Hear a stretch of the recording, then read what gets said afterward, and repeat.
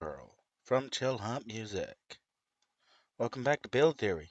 I'm Aurian Archive. Let's get started. Right, where we're beginning at is a follow up to a follow up to a follow up to a follow up. At this point, I'm going to have so many follow ups to work on that I'm never going to get back to the original point. We're going back to the Electrical Blast Super Reflex Sentinel. And as I have indicated over previous live streams, I'm going to approach it. I mean, it's like I dropped a hammer on the player who made a build that wasn't great. And again, to repeat from earlier live streams, it was a player's first build. Now, I do have other SR builds, and we've already seen what an Elec SR is going to look like, but I kind of want to focus on going from the ground up on this build. So we're going to kind of let it take up kind of the screen. We'll move our little knight over. And if we need a second build in the background, we'll go back to how I normally have it set up. Now, I think that's the point of like OBS's scene so that you can like quickly swap between your different sources. I guess I'm, uh, let's do this max data.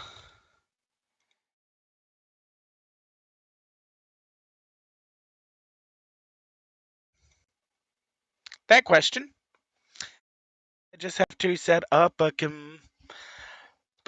a completely new, whew, that would actually make things easier now that I've actually tested screens live, scenes live, instead of, doing it while I'm, not streaming. Oh well, live and learn. Or in my case, live and just be obnoxious. Okay, let's get started on actually doing something, other than just sitting here and talking. And to be fair, just so you know, there is a mothership raid tonight, so I am going to try and get this done before the raid starts.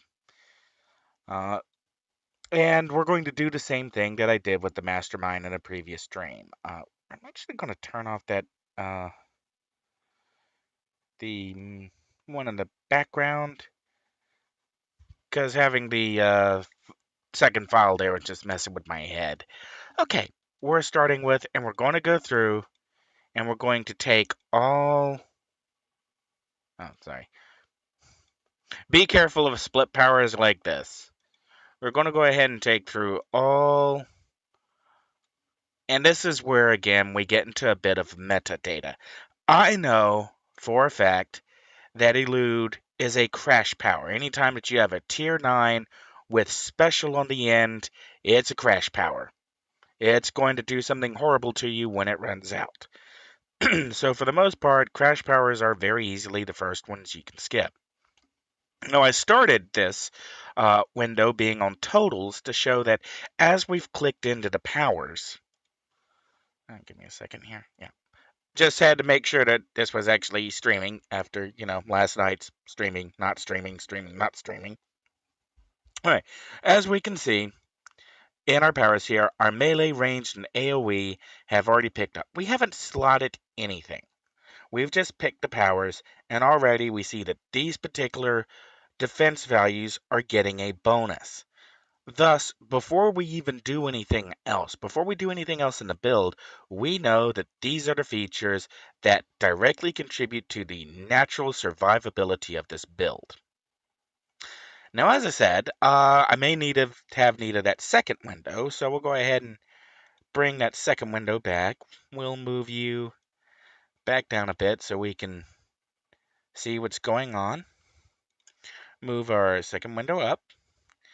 And now over in this one, I'm going to go pick, since I'm making one, a bioarmor tank. I'm going to go through and I'm going to pick all of the different values. And as we can see here, before I've done anything else, clicked any powers, we see that we've got some smashing and lethal resistance, no smashing and lethal defense. We have energy and negative resistance, no energy or negative, I'm sorry, We have energy and negative defense, but no energy or negative resistance. Fire and cold defense, and no fire and cold resistance. No, we have some toxic resistance, and we have some psionic defense. This is before we've set anything else up. These are the values, and we've also seen that our regeneration has already started going up. So even before we slotted anything, we now know that this bioarmor has its natural strengths are in energy negative, fire cold defense, and smashing lethal resistance and toxic resistance, and we know that there's a regeneration component to the powers. This is just looking at the totals before we do anything else. Hi, my kitty cat has shown up. Hi, kitty cat. You gonna purr for the camera? You gonna purr? You gonna purr? Gonna purr? Not even a meow. Meow meow meow meow. Not even a little meow. Yes, I'm a sucker for my cat. That question is, why is he staring at me? Because I know his food bowl is full. I'm not a salt lick! Crazy cat. Probably doesn't understand why I'm just talking. He thinks I should be talking to him. He's probably not wrong. Okay. Yes, you're a good little kitty cat. Yes, you are. Who's a good little kitty cat? Yeah, yeah.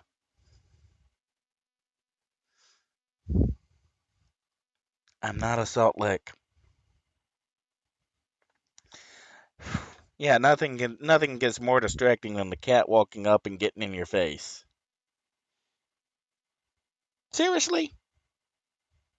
Seriously? Yeah, yeah, I know you're cute. All right, let's try and focus back on the build. Obviously, I'm going to be fighting with the cat tonight.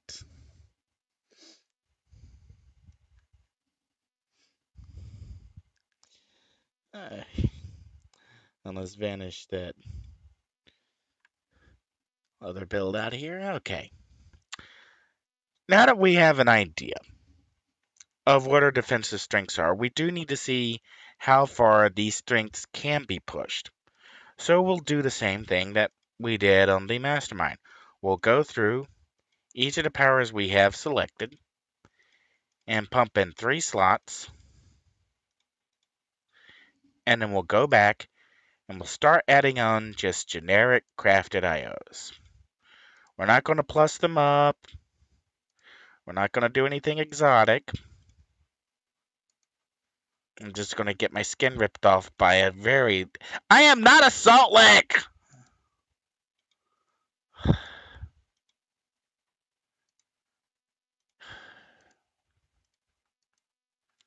It's like, the cat means well.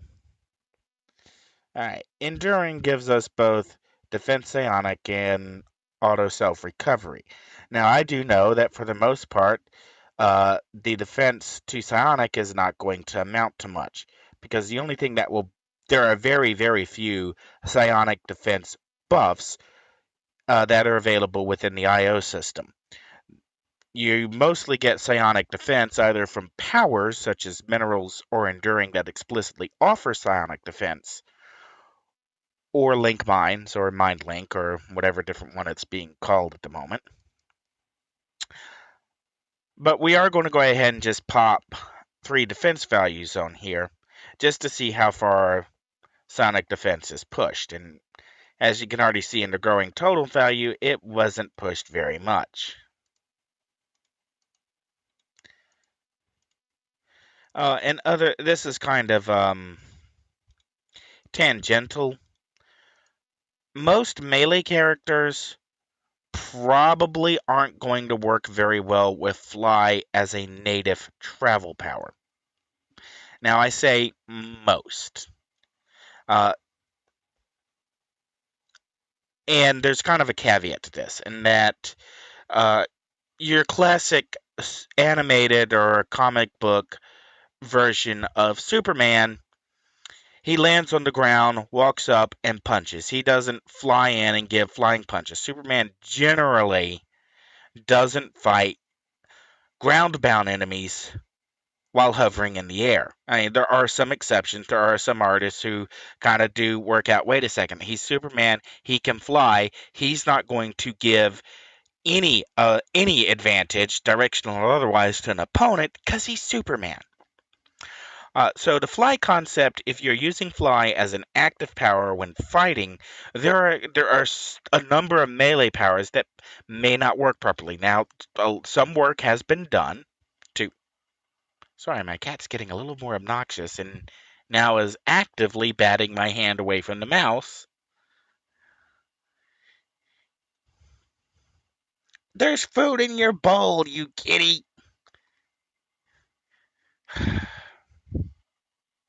I know. I really should just pick the cat up and set him down elsewhere because he's being a pest. Yeah, said, "Ooh, the cat just socked me in the mouth. He just headbutted me in the mouth. I know you don't understand English, but still, what the meow? What was that? What was that?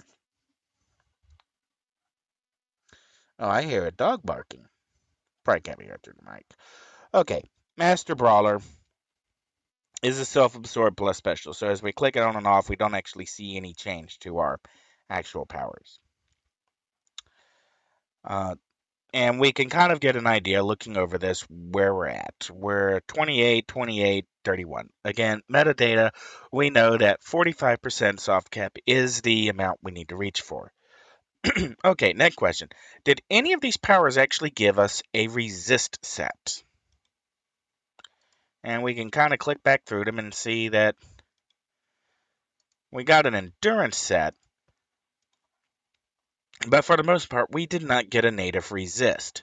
Thus, in order to use the resist procs, we are going to need to pick up a resist power.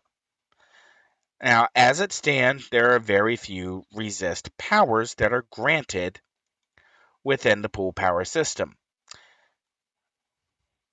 And we'll just go through them. Experimentation does not grant one.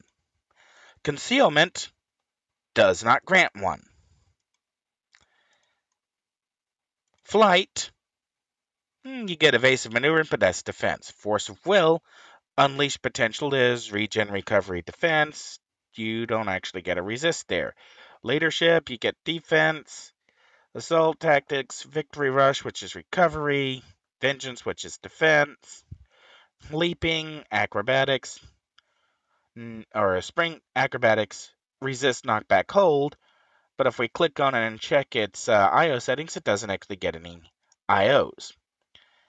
And combat jumping, again, defense. Medicine, field medic, well, that's a resist, minus resist heal, makes your heals work better.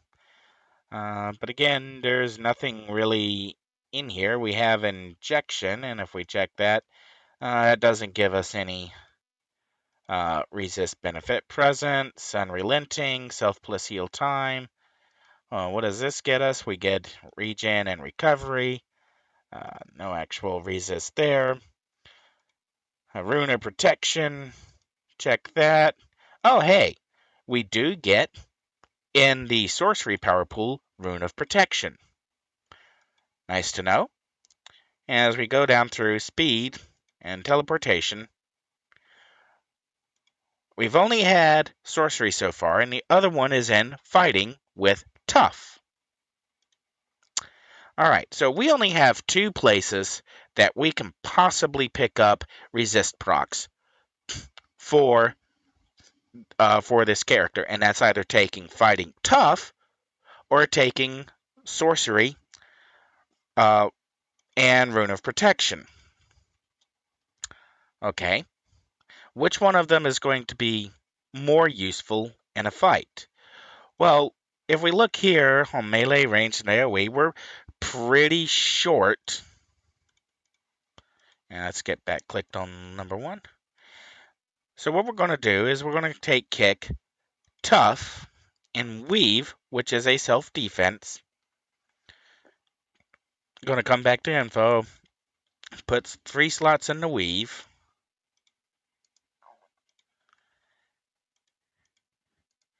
And then we're going to go put 3 resist slots in tough, just so we can get an idea of where we're looking at survivability. And we see with these changes that we're at 34, 34, 37, and we got some smashing lethal protection. All right. We now have a pretty good idea. We only have to make up about 10 and a half, 11 points of overall defense in positionals to get to the soft caps. And this is where we start working on maybe our attacks. We'll go ahead and take the attacks we intend to take. Again, don't skip short circuit.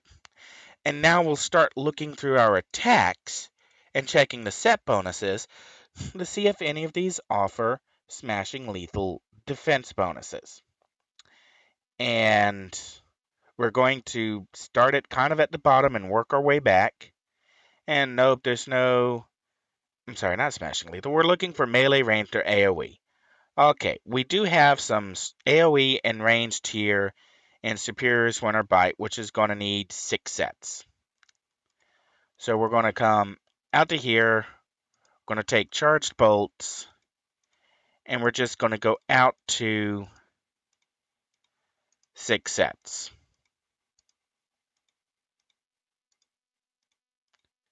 Okay, we've got some ranged and AoE. We'll check our totals.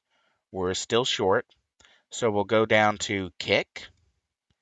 And in kick, we have blistering cold, which gives us melee and AoE. So same thing, we're going to take kick out. And yes, although it's a pool power, there's kind of a reason for doing it this way.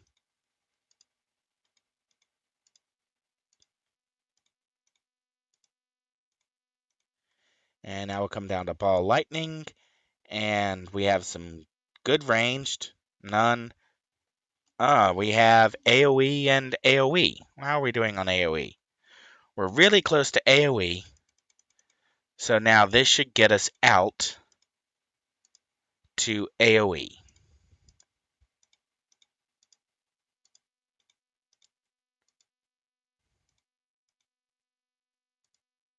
And there we go. We are now over 45% on AoE. We need to focus on melee and ranged.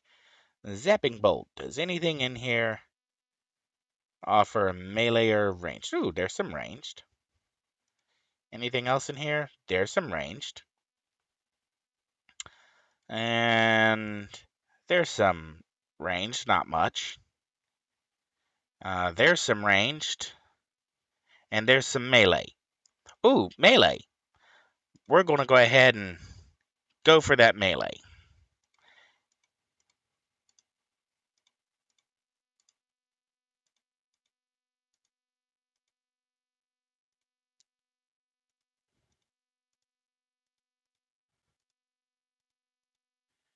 All right, go down to aim.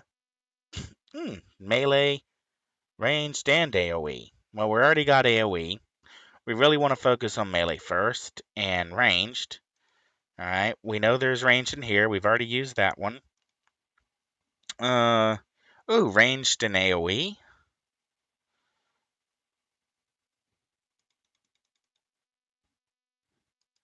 So we're gonna go take this one down.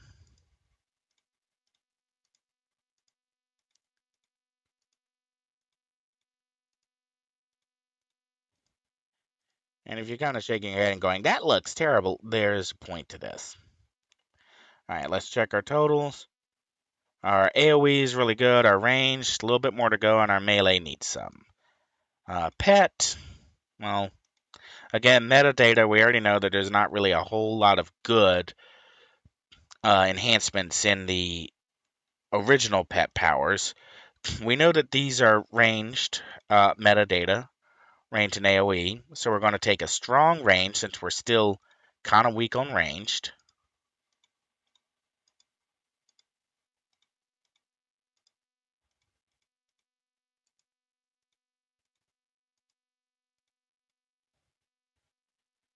Okay.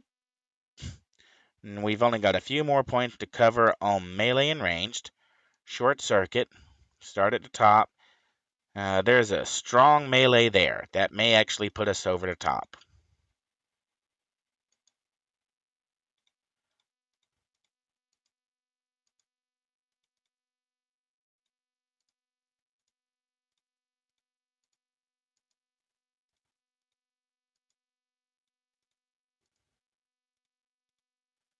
Alright.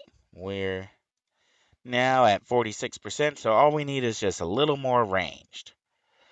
And we know that we've already used this one in ball lightning. We have this one which offers range, so we're going to do that.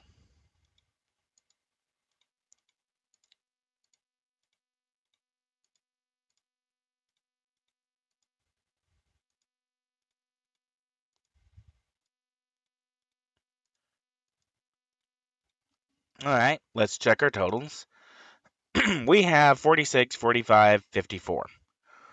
We have our soft caps, and we have our very first, where do we go from here? We've gotten to our defensive soft caps. We've gotten a lot of sets filled in. Now, how do we figure out which sets to take out? What don't we need to now improve our character further?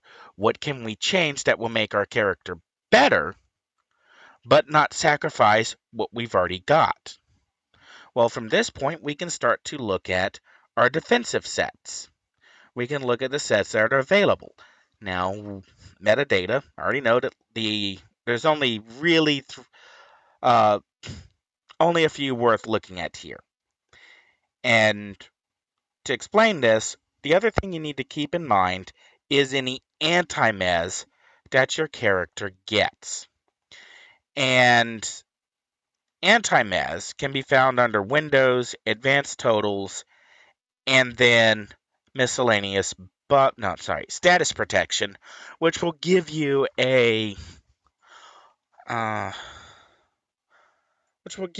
your hold, stun, sleep, immob, knock back, repel, confuse, fear, taunt, placate, teleport protections, as well as whether or not you have any resistance.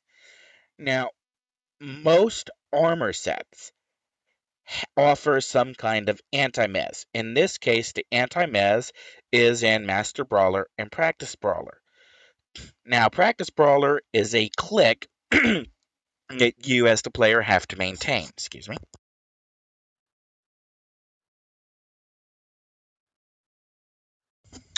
Whereas Master Brawler gives us a heal. Now, there is a trade-off here. Practice Brawler does in practice, no pun intended, offer you potentially more mez protection with the high recharge build. You can fire off multiple Practice Brawlers on top of each other and sustain a higher level of mez protection. However, Practice Brawler has a duration of 120 seconds and a recharge base of 200 seconds. So I'm just going to go back to the other mids window, bring it up, and we're going to turn that window off for a second, bring you down, and bring you over. And on this one, I'm going to open up an SR tank. Now I'm going with a tank to make the difference more pronounced as far as stats go. And I think that was the last one I did. Continue. Alright, and this one's throwing errors on bringing in an old build as well. Nice to know. Okay. What about scrappers? Yeah, I got the Katana SR. Okay. Here's a Katana SR. And what we're looking at, because this has Practice Brawler. This Practice Brawler's here. It only has a level 50 plus 5 recharge. Now, my total recharge rate is 121. And as we go over and look at the locked info on Practice Brawler, we see that it has a duration of 120 seconds and a recharge of 72 seconds. So with a I don't want to say decent build, but with a mid-range build with a medium amount of recharge, Practice Brawler is already getting close to being doubled just with a single enhancement in it. If you do 2 recharge enhancements in here and you say on this build, what did I take? I don't have any. No, I took Vigor. I took Vigor for the end reduction, I think. On this build, if you took Spiritual Core, this would also already be at the high end. You would be able to double up without a problem. Practice Brawler. And this is why I kind of ranted before that when the change to Master Brawler was made, it should have been placed across all Super Reflexes builds, and its anti-mez protection probably should have been boosted by 20, 30%. Yeah, it would wind up giving players more anti-mez protection by default out of the box for a passive, but it would also split the difference between Practice Brawler, which can almost trivially, if you had Hasten on here or you were a more high recharge focused build instead of a defensive build, you could easily maybe get close to tripling the effect of Practice Brawler. And yes, I have seen some builds that focused on a tripled Practice Brawler for a specific hold off, in this case being Ghost Widow in the Statesman's Task Force, now Liberty Task Force. Kind of a crazy approach, but if you pack in enough inspirations, it seemed to be a workable strategy. Not one I ever used personally, but I've seen some players do it. All right. Anyways, yeah. So the trade-off, the intended trade-off between Practice Brawler and Master Brawler was supposed to be that with Master Brawler you got an absorb component, whereas with Practice Brawler you potentially got more anti-mez. And there really should have been a better split between the differences on those because SR has nothing else. It has nothing but the scaling resistances, which don't really matter against double hit or DOT causing powers, or it just has its defenses, and if the defenses are gone, there's just nothing else there. So that's, Homecoming devs, this is a change that should have been made. And quite honestly, I think the only reason it got blocked is there was a certain clique of players on the uh, secret server who were very much of the expressed opinion that you need to make it better, but don't change it. No, no, you can't. No, you have to make it better, but you can't change it. Oh no, you change it. That's a, no, you can't. You have to make it better, but not change it. And if you think that I'm joking, I'm really not. There really was a clique of players who you tried to improve anything or make something better, they immediately howled because you were changing it. But they wanted it to be better without changing it. I really have no idea how that was supposed to work in their heads. I really don't. Uh, and we're getting away from the point. Suffice to say that the original power person on the secret server got burned out from the number of people who backlashed against every single change. And there's one thing if you can make an argument for a power change that's predicated on intent.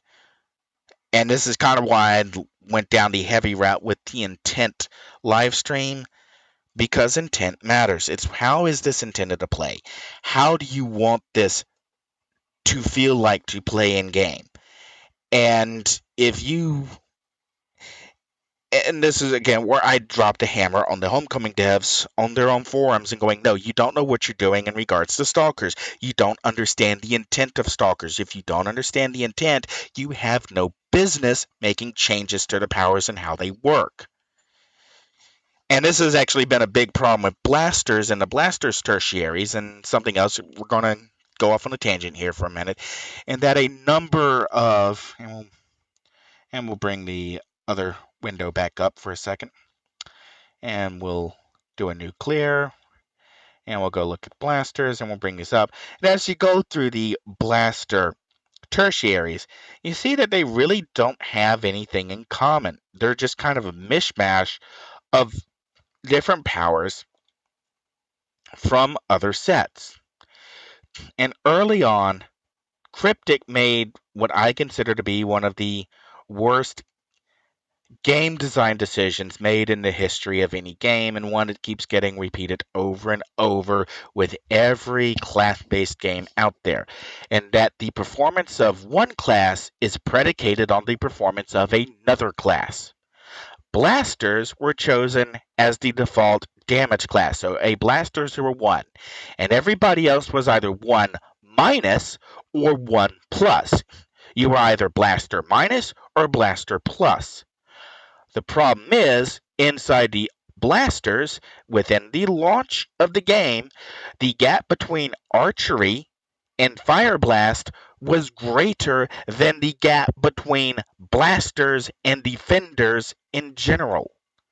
Let me make that clear. The difference between the lowest performing blaster set and the best performing blaster set was greater than the average damage gap between the blasters as an archetype and defenders as an archetype. That's broken. That's broken. Your blasters aren't a 1, your blasters are an irrational number. And you can't base anything off of an irrational number. Rather, the approach to this is good game design. Good game design, not bad game design, good game design. When you have a class-based game, you balance your class against itself. You don't worry about the other classes. You balance your tanks against your tanks, and you separate your tank powers based on your tank powers. You separate your damage powers, your blaster powers, based on your blaster powers. Does it make more sense for Fire Blast to do more damage than archery? Probably. If you're doing fire, you're probably burning things, you're setting them on fire. So okay, so if you're doing that way, yeah, Fire Blast may have some more damage, but then you make that trade-off by making archery more flexible. Can you shoot around corners? Yes. Can you do a delayed set? Yes. Can you set a trap? Not till much decades later, till that was answered with tactical arrow, then it became yes, but it wasn't actually in the blast set. Okay. And another thing would be, okay, assault rifle.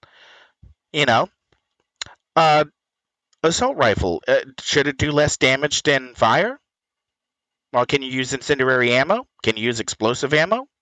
Well, probably. I mean, if you're a hero or a vigilante, you probably want to have something capable of taking down your foes. And yeah, the developers kind of said, yeah, we screwed up on that. We didn't really think assault rifle through. And later on, we did get dual pistols with swap ammo, which also carried over another problem from the blaster set, in that there's no build-up. Now, you might be going, well, what's the problem with no build-up? The thing is, your damage, your overall damage is predicated by the build-up component. And if we look over archery, let's go back to archery. Now, okay, in this case, it's aim, and you get build-up over here somewhere in the secondary set. And let's go with darkness manipulation gets soul drain. Devices didn't get it. They got targeting drone, which was another broken error. You got a bonus to assault rifle, one of the assault rifle attacks, if you were running targeting drone. And that was the only way to improve that attack. Okay, so electricity is our first one with build-up, which is self-damage plus 2 hit. But as you go through here, archery gets an aim, beam rifle gets an aim, dark blast gets aim, dual pistols doesn't. Electric blast gets aim, energy blast gets aim, fire blast gets aim, Ice Blast gets aim. Psychic Blast gets Psychic Focus, which is the same thing. Radiation Blast gets aim. Sonic Attack gets Amplify, which is the same thing. And Water Blast gets Tidal Forces, which is the same thing. So our standouts here are Assault Rifle and Dual Pistols, which don't get an aim or build up effect power in their primary. And that's a problem because your average damage over time is a predication on how much burst damage and how reliable that is. And there was when Ninja Training was introduced on the secret server, I had to go with the Powers developer because if you notice, there is no aim or build up type power in Ninja Training.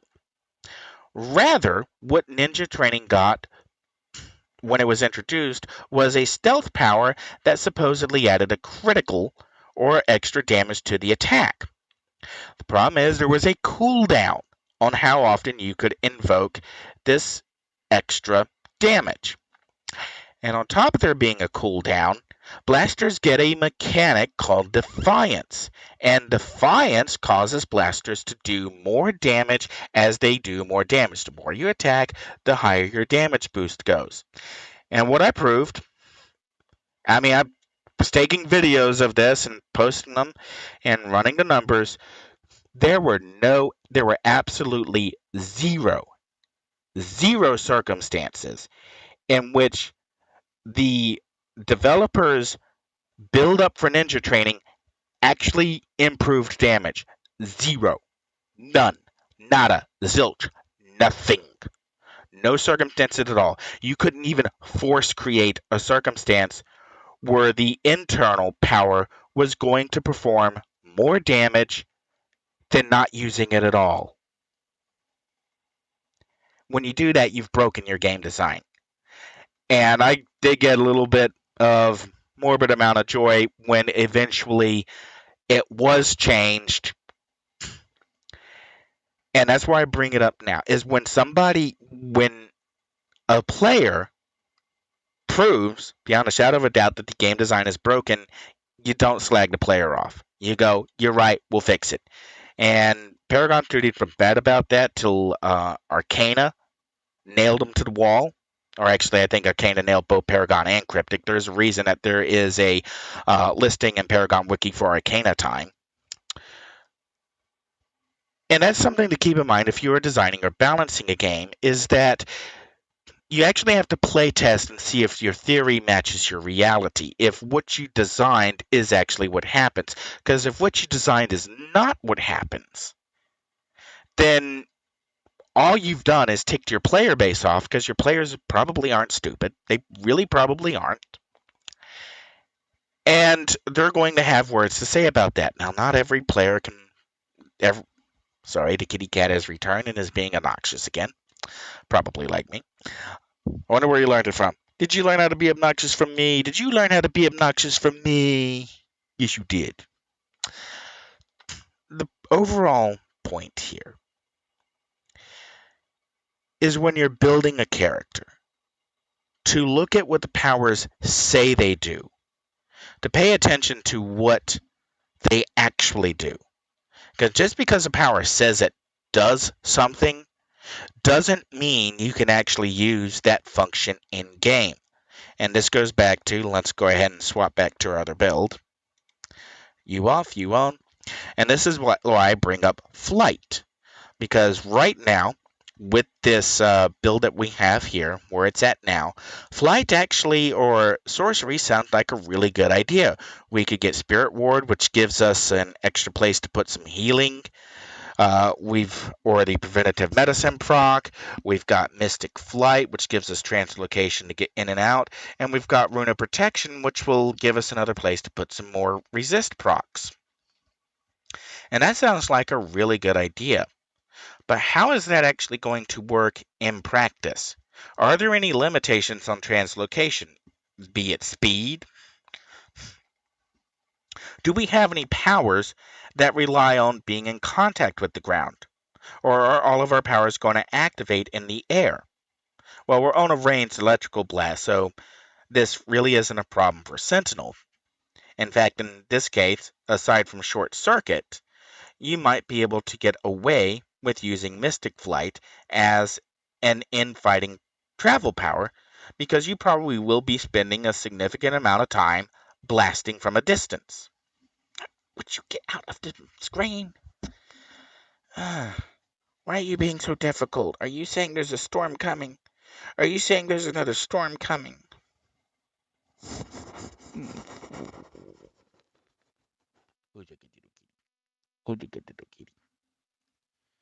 Yeah, I probably should like mute the mic for this.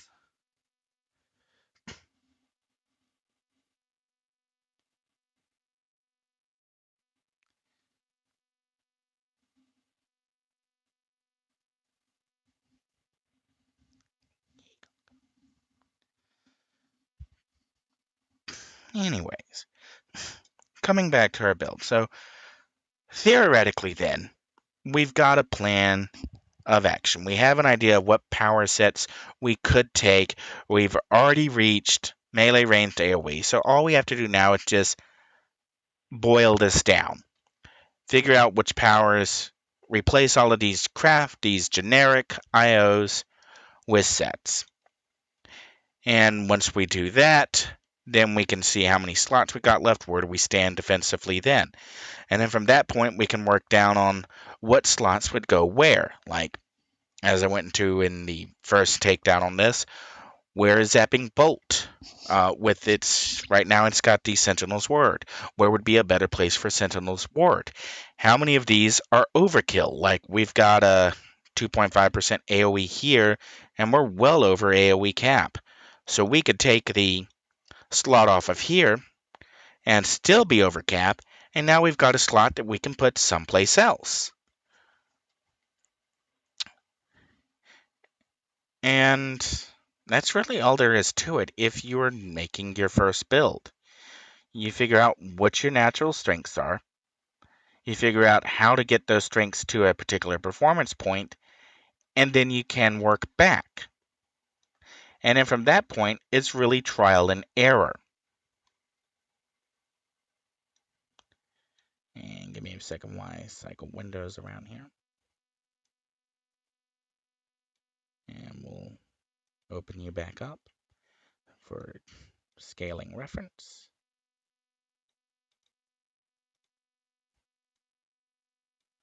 Okay, that should be about right.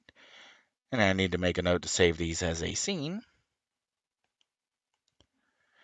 And okay, and some of it eventually will be trial and error.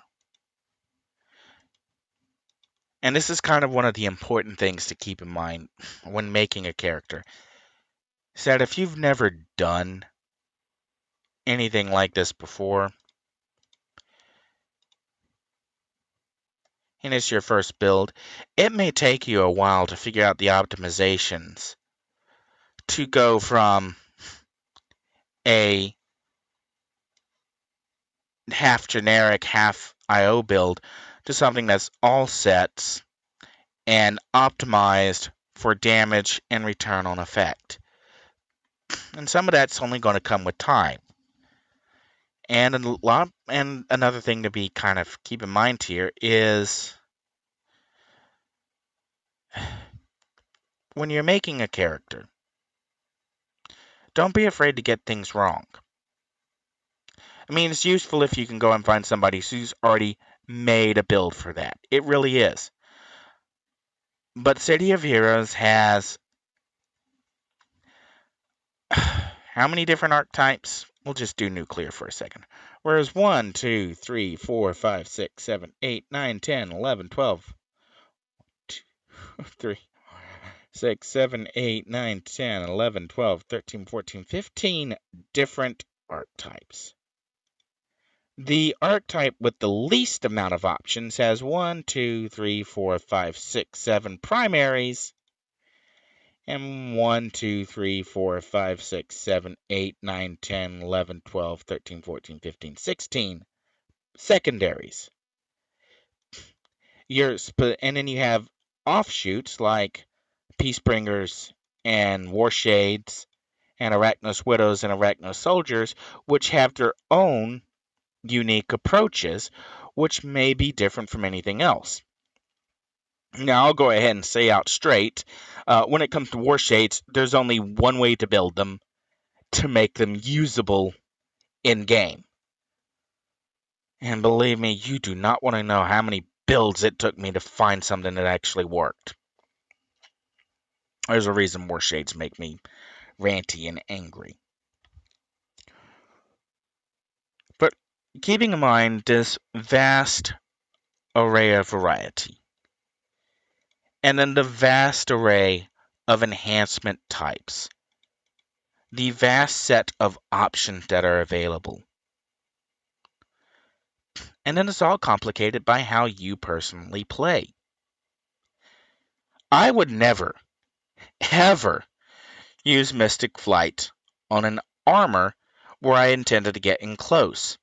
I would want something quick and fast. I would take teleport, I would take super jump, I would take super speed.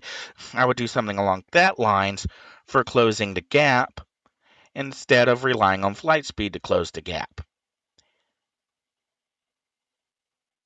But is that really how someone else would play? I'm not anyone else. No one else is me. And some of these may even come down to how much effort the player wants to put into playing. Blasters, as I've discussed before, they get not only attacks, they also get their manipulation powers, which also include attacks. And we'll bring up probably one of the most impressive characters that I find impossible to play, and she is a blaster. And the title that I gave this was Carnage. And I think this is what I'm looking for. Yeah. And she is a water blast atomic manipulation. She has smashing lethal energy soft cap, fire cold soft caps, and with her metabolic acceleration up, she's cranking 32.28 HP per second. Now you can already tell this is an older build because she's running boxing, and I never converted that to kick. But when I actually got into game and started to play this character, I found myself with two competing different mechanics. Atomic manipulation has its own mechanic for applying extra damage. If we lock off on atomic manipulation here, let's see if one of these will tell us a little bit about Negatron Slam. Positron Cell. Alright. The key here is surrounded by positively charged particles. So if you hit something that's surrounded with positively charged particles with something that's doing negatively charged particles, you get a mechanic in game that applies a radiation release. And that sounds great on paper until you combine it with a set that has a tidal energy built in to specific powers. For example, anything that does self minus tidal power, if you have 3 stacks of tidal power, guys will have 100% chance to disorient affected targets. Water Jet, if you have 3 tidal power and you activate this power, it will have an enhanced effect causing Water Jet to cast slightly faster and immediately reset the recharge. Okay. Self minus tidal power. If you have 3 stacks of tidal power, Water Burst will have a 100% chance to knock the targets into the air. Knock up. So kind of just keep that in mind for a second, that you have 2 mechanic-based powers where plussing or minus on your water attacks will add effects to your water attacks. Using positron or negatron powers on your atomic manipulation, like radioactive fist, followed by negatron slam, or electron shackles, and you get your uh, your radiation release. And in practice, this combination just never worked. There were too many powers. There was, which one do I focus on? She has impressive stats. She's got great survivability. Her recharge is at 158%, but she's nearly unplayable. I can't even use one of the powers, the beta decay, because she's got no mez protection. And it's cute having a toggle foe -2 hit, minus defense, self plus recharge, which boosts the recharge even further. But the minute you enter a mob and any kind of mez effect lands, and she's not immune to negative, and negative can carry some stun effects and some sleeps and some other types of mez effects. And she has no DDR, no defense debuff protection. So anytime, if you're at top level and you've popped Ageless Radial, that incarnate power, Ageless Radial, you can shake off some of the incoming debuffs, but not all of them. So what should have been a fun, overwhelmingly powerful character, I created, slotted, spent I don't know how many in-game resources on, but she's just not fun to play. Now, there's other people out there who they run different content, or they run with a team, or they run with their play situations are ever so different, and different enough that for them, they love their Water Blast Atomic. They think it's the greatest thing ever. And for them, it is one of, they can say, I did this, and they have the badges to prove it. My build might be better on paper. It might be a lot better on paper. Maybe I'm just not that good at playing it. Maybe I'm just not that good at scheduling which powers to use when. Maybe I'm focused too much on the mechanics. Are they even worrying about the mechanics? Or do they just forget the atomic manipulation and only focus on water blast? I mean, that's what my cold blast. That's what my water cold defender does. And those are the other kind of questions you kind of have to ask yourself as you're playing is, what are you doing with the character? How are you playing? Let's go back and look at our electric SR here. If this was our primary character, but we were always playing in a team, and we always had somebody who was buffing us, giving us more damage, giving us more defense, we may never have a need or desire to take our build much further than this. We might add in some endurance reduction, but we might never actually get further than this, because once we've made this, it's good enough. Why go further? And that really comes back to the player. And there are some things as you do more and more builds where you learn just to skip over certain powers. You're never ever actually going to use Karma as a full set. And the reason why is Luck of the Gambler, Shield Wall, Reactive Defenses, Kismet, and Gift of the Ancients all give you procs or very powerful set bonuses in very short order, and you can shave your defense powers, you can shave them down to 3 or 4 slots and have room left to put on other slots where you have to go deeper for set bonuses or procs. And on top of that, knockback protection. Here's the practical reality. I had a fire tanker, and I may even still have the old build somewhere. So I'm going to quickly dive and go check my tanker builds and see if I still have that old. Okay. Here's tanker fire R1. I'm not even sure. This may not even load. Yeah, this is not even going to load. All right, let's move down the list and see if any of the others want to load. Nope, that's not loading either. Oh, wait, I've got PhD installed, so Since I know PhD... Oh. Do you mind? I'm gonna have to go find out what he wants. Well, no, he's nibbling out of his bowl now, so he doesn't want food. He's got food. Okay. Fire R1. And it opens up fine in PhD. So let's swap you out for PhD.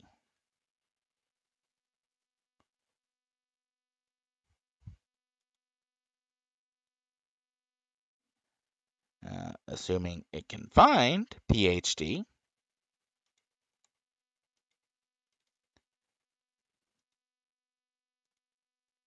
There we go. Okay. Bring back up. All right. And I have no idea when this was from. But you know it's definitely an older build. Because I've got knockback protection from here. I've got knockback protection from Zephyr. Where's my travel power? Oh, that was my travel power. Did I have anything else in here?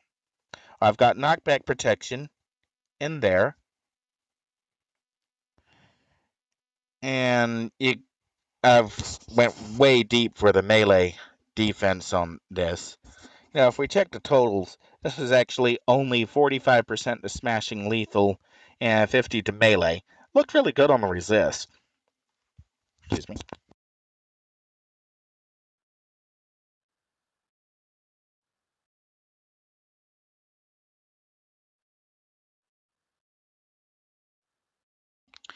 Okay. But this was also when I tried to use Arctic Breath as a standard debuff, and it didn't quite work out very well. But this was something that looked great on paper, felt like it played great in teams. And then I went soloing and promptly had my butt handed to me by everything that probably could. And kind of the point here is I was trying to push a lot into knockback protection. And this was not even the most, if I do advanced totals, again, I know it's not showing, but if I go to status, this build had 10 points knockback protection. And on the live server, I actually ran a build that had, it had 4 knockback procs. Which were they? Steadfast protection. It had 4 steadfast protection, not which are mag 4. So 4 of those times 4 is 16, plus a blessing of the Zephyr, plus another 4. It had 20 knockback protection, which you might think would be a lot of knockback protection when you compare it to something like, and will be discarded. Well, and we'll look at an ice. Yeah. Ice Mace Pyre Farm fix. Well, that crashed out. I guess that's too new.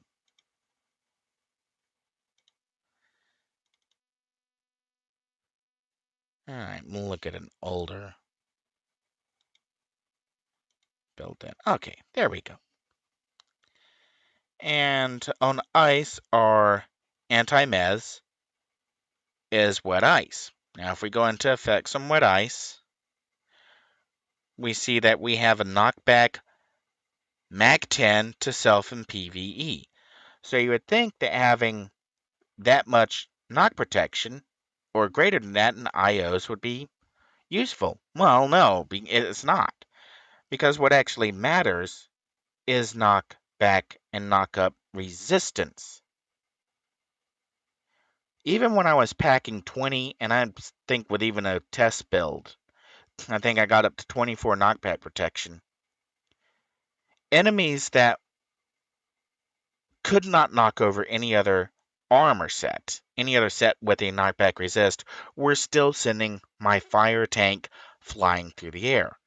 And the reason why, there's no knock up, knockback resistance. The knock effects stack on the player character. So, in practical point of view, and this is where we again come back to defense is the most powerful aspect of a character. The more defense you have, the less attacks that land. The less attacks that land, the less mes effects can stack up.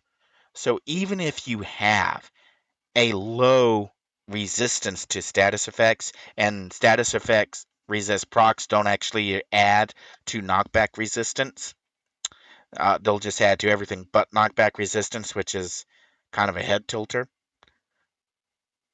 Even if you rack up ludicrous amounts of knockback, unless you have a resist to back that up, you will still go flying. So, for the most part, for most characters in most combat situations, 4 points of knockback protection will get them out of being mezzed by most enemies. And in fact, there is actually, and we will swap back to Mid-Zero Reborn. And, oh, that's the wrong window, but we probably do need to resize that so it fits. And nothing like realizing that the scaling's off. Okay, where are you? Mid-Zero Reborn. Come on. I want the blaster.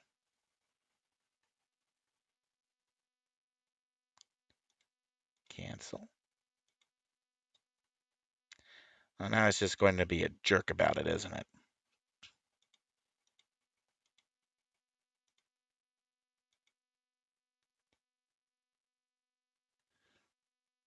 Seriously?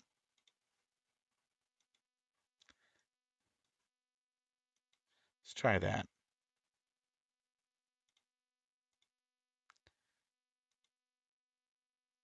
Here we are. Well, that took long enough.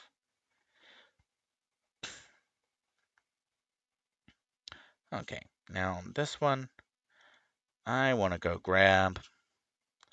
I'm actually going to a Peacebringer. And this was the last revision that I made on this Peacebringer. Bringing it up to, while I'm here, I might as well update that.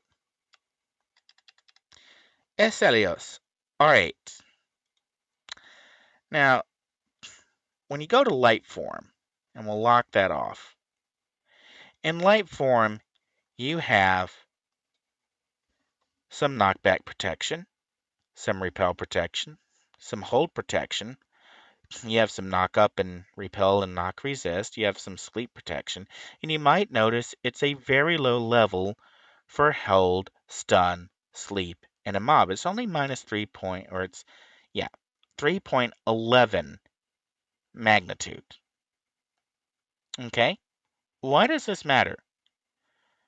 Because this low level of anti-mez is enough for a Peacebringer to be immune to minions, to the lower level enemies. A Peacebringer in light form can simply shrug them off. But lieutenants and bosses can still land and stack mez attacks that will quickly overcome these low values. This is actually a very good basis for where anti-mez, where a player should be able to get anti-mez protection through IOs. If you can simply get to 3.11, you will have enough anti-mez to safely ignore minions, but still not be able to ignore lieutenants and bosses. And if you're playing a superpowered character, that's probably not too much to ask. It's almost to be expected. Every superpowered character at some point, or even trained characters, are going to figure out or they're going to learn, or they're going to use devices, they're going to use some sort of method to provide an anti-mez so that the random cannon fodder from the enemy can't take them out. And this again comes back to why defense is so critical on non-armored types that don't get a native anti-mez and can only get limited anti-mez, if any, through IOs or other or pool powers. Simply not getting hit simply means you don't have to worry about having to resist or endure the debuff or the mez effect. And that's, I think, all I really have. We're getting close to the Mothership raid launching, so I need to gear up for that. This is Aurian Archive, and I hope that this series has been useful, if not interrupted by an obnoxious 16-pound bowling ball masquerading as a kitty cat. I'll catch you later.